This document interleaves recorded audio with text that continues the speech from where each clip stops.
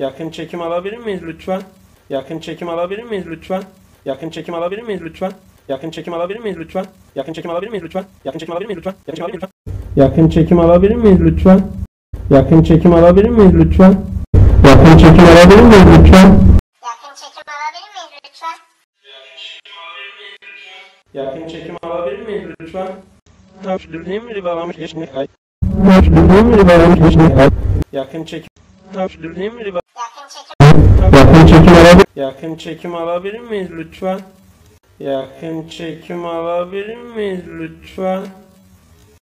Yakın çekim alabilir miyiz lütfen?